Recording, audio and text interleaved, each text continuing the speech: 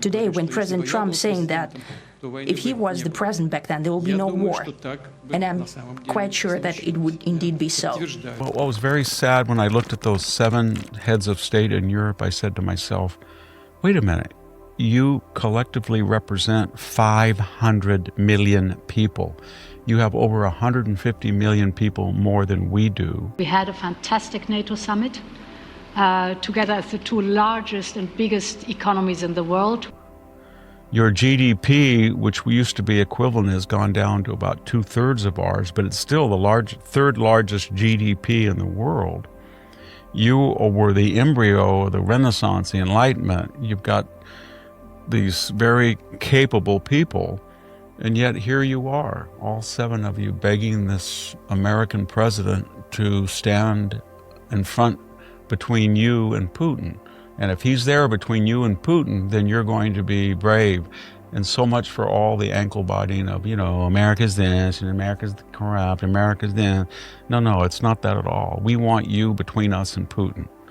Well, everybody was angry. I had colleagues at Hoover and other people that said Donald Trump was played by Putin, da-da-da-da-da-da-da. And we've talked about how you have to talk to even the worst monsters, and Putin, monstrous though he be, is not in the same league as Uncle Joe, as FDR called Joseph Stalin, or Mao Zedong, whom Richard Nixon courted and flew all the way over to Beijing to meet.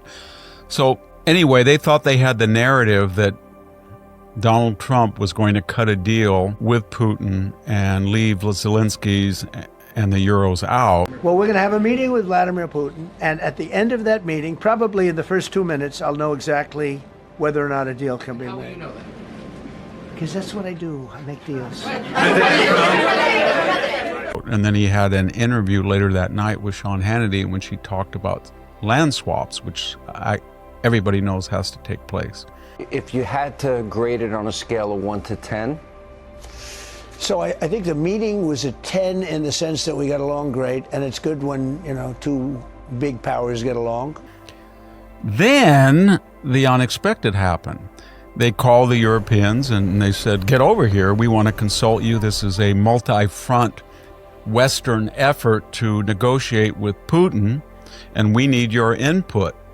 We can't have all of you at the summit, but maybe I can be a referee and get them in the same room, but we have to be on the same page. So Zelensky flew over and he wore a suit, a sort of suit. It was kind of like a postmodern suit. The best I have. Ready, face? Step.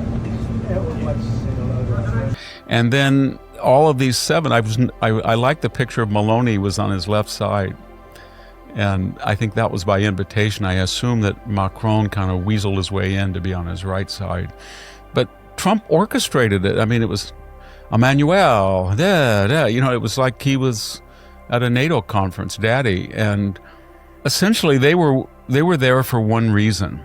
They said this thing won't work unless the United States gives support. And by the way, Alex, I'd like you to say a couple of words too. You're a young, powerful man. I'll take the notion of youth back to my wife and try to convince her. Thank you very much, Mr. President. I think in the past 2 weeks we've probably had more progress in ending this war than we have in the past 3.5 years. What they meant by that is they were the ones, let's say, in the 90s who said we have to get rid of Milosevic, we have to use armed force, and the Clinton administration was kind of reluctant. They're a nuclear power. Milosevic and Yugoslavia, the Serbs, have a nuclear power patron, Russia. So we're only going to give air support. And of course, we don't want to get in the ground. And then U.S. air support, I think, was responsible for 85% of the missions against Milosevic. And it worked. So ever since then, the Europeans have thought, we're not going to intervene. They helped a little bit in Afghanistan. Some of them did in Iraq. But you have to have the United States, if not on the ground, at least air support. And the result of all of this Monday talking and diplomacy and haranguing and horse trading was that Trump said, although there won't be ground troops in Ukraine, that he will be willing to back up the European ground support with air power. And of course, the United States has the largest and most effective air force in the world. and that will protect them. Today, when President Trump saying that if he was the president back then, there will be no war. And I'm quite sure that it would indeed be so. I can confirm that. This invader, Putin, has to have something tangible to give to the military and the oligarchic class. And we don't know what tangible is defined by them to justify 1 million dead, missing, captive, wounded, and killed Russians after 3 and almost 3.5 years. So we don't know where that magic DMZ is, but I think the West is going to say, we want to just freeze things where they are now, and you can institutionalize everything to the east of you.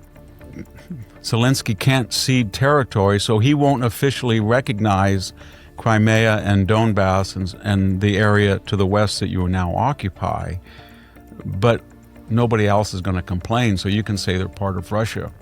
And then there'll be horse trading along that DMZ. And I think the Europeans are delighted, because that means, A, the United States will support Ukraine. So if Putin invades Ukraine for a fourth time, he invaded under Bush, he invaded under Obama, he invaded under Biden, and I shouldn't say under Bush he invaded Ukraine, he invaded a foreign nation, Ossetia-Georgia, in 2008. But if he should leave his borders for a fourth time, the U.S. Air Force would meet him, and the Europeans would huddle behind air cover. And that's what they wanted.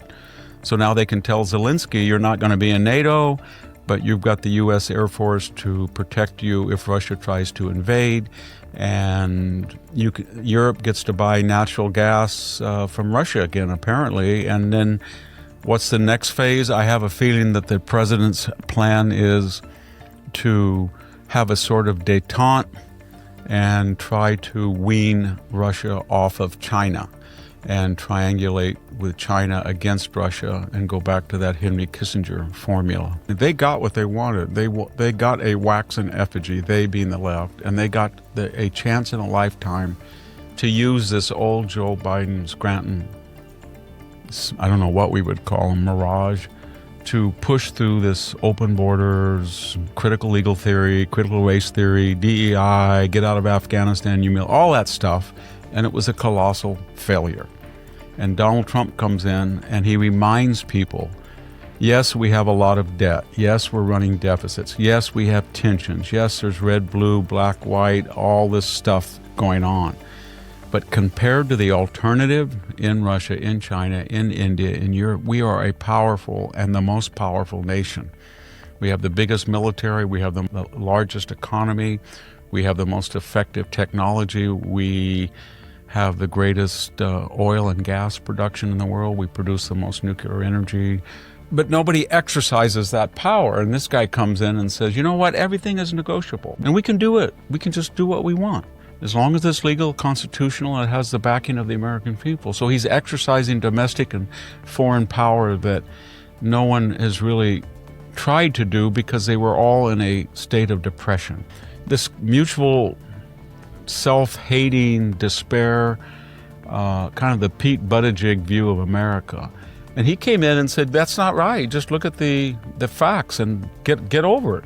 And I'm going to stage a counter-revolution. And Europe looks over there and I thought, wow, this is amazing. And you know, there's a ripple effect, Jack. It's not just that Eastern Europe is getting more conservative. Even when they don't have a conservative government, they enact conservative policies in Romania, Poland, Czech Republic, etc. But they're getting a conservative government in the Netherlands, in Italy, and even in Latin America, Bolivia, Argentina.